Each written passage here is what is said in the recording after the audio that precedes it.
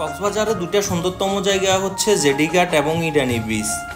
যারা প্রথমবার কক্সবাজার যায় তারা ভাবি কক্সবাজারে শুধু সুগন্ধা পয়েন্ট বা লাবণী পয়েন্ট এই বিচগুলাই আছে, কিন্তু কক্সবাজার থেকে অনেক দূরে যে ইরানি বিচ আছে এটা অনেকে ভাবেই না।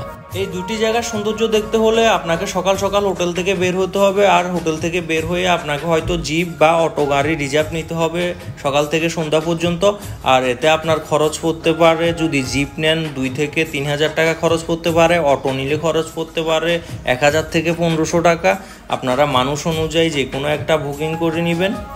যদি গ্রুপে 10 জন প্লাস থাকেন তাহলে আমি মনে করি জিপ নেওয়াটা ভালো হবে, কারণ জিপে করে যেতে যেতে আপনি মেরিন ড্রাইভ রোডের সৌন্দর্য দেখবেন, আরও বিভিন্ন পয়েন্ট দেখবেন সুন্দরতম। আর যদি পারিবারিক হন 2-3 জন হন তাহলে আমি মনে করি অটোটাই বেটার। অটোটা নিলেও আপনি সব জায়গায় ঘুরতে পারবেন, সব জায়গায় নামতে পারবেন, তবে দামটা একটু নির্ধারণ করে নেবেন। কক্সবাজার আসলে সবাই মূলত লাল কাঁকড়া দেখার জন্য পাগল, আর যদি আপনি এই বিচে আসেন তাহলে এখান থেকে আপনি লাল কাঁকড়া দেখতে পারবেন। এখান থেকে সামান্য দূরে গেলে আপনি লাল কাঁকড়া পাবেন। আর এখান থেকে সামান্য দূরে যাওয়ার জন্য আপনাকে এখানে যে রাইডগুলো আছে এগুলো ইউজ করতে পারেন। যদি আপনি ওদেরকে বলেন যে আমি সামনে লাল কাঁকড়া দেখতে যাব তাহলে ওরাই নিয়ে যাবে 100 থেকে 200 টাকা, এটাও আপনি দরাদরি করে নেবেন।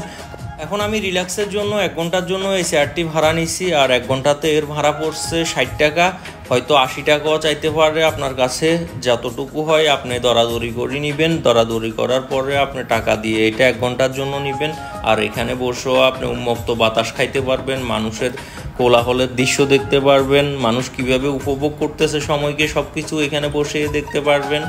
কক্সবাজার আসলে আমরা অধিকাংশ মানুষে ভুল করে থাকি, ডিএসএলআর ক্যামেরা দিয়ে ছবি তুলে থাকি। ওদের কাছে দাম দর ঠিক না করেও, আর দাম দর ঠিক করলেও ওরা একই ক্যাটাগরির বারবার কয়েকটি ছবি তোলে, আর এগুলা নিয়ে লাস্টে সমস্যার সৃষ্টি হয়। আমি মনে করি এরকম বোকামি না করাই উচিত।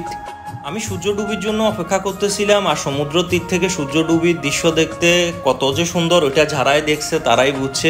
আর যদি সমুদ্রে থাকেন তাহলে আরও বেশি সুন্দর উপভোগ করতে পারবেন সূর্য ডুবির দৃশ্যটা। মোটামুটি ছুটির দিনগুলো তো এখানে একটু কম ভিড় পাবেন, কারণ শহর থেকে এটা অনেক দূরে। তাই আপনার যেসব মানুষ এই জায়গাটি চিনে বা এই জায়গাটি সৌন্দর্য উপভোগ করতে চায় শুধুমাত্র তারাই এখানে আসে। এখন চলে আসলাম আমি জেটি ঘাটে, এটিও আরও সুন্দরতম জায়গা। এখানে আসলে অনেক সুন্দর ভিউ পাবেন, আর পাশে আছে রেস্টুরেন্ট, খাওয়ার ব্যবস্থাও আছে এখানে। এটাও একটি পর্যটক স্পট। এখান থেকে যাত্রা শুরু করে মানুষ সেন্ট মার্টিনের উদ্দেশ্যে। সেন্ট মার্টিনের যে জাহাজগুলো ছাড়ে এটা এখান থেকে ছাড়া হয়, তাই এখানকার দৃশ্য অনেক সুন্দর। আপনি যদি এখানে এই টাইমে আসেন এই টাইমে অনেক সুন্দর দৃশ্য দেখতে পারবেন, আর যখন জোয়ার বেশি থাকে তখন উপভোগ করতে পারবেন না এই দৃশ্যগুলো। কক্সবাজারে ছুটির দিনগুলোতে অনেক মানুষের ভিড় থাকে। ওই টাইমে সুগন্ধা পয়েন্ট, লাবণী পয়েন্ট যে আশেপাশের বিচগুলো আছে ওগুলোতে মানুষের অনেক বেশি ভিড় থাকে আর কোলাহল থাকে। আর যারা আমরা একটু ভিড় অপছন্দ করি, কোলাহল অপছন্দ করি, তাদের জন্য বেস্ট জায়গা হচ্ছে এই দুটি। তাই অবশ্যই এখানে আসবেন, কক্সবাজার ঘুরতে আসলে এখানকার সৌন্দর্য উপভোগ করবেন।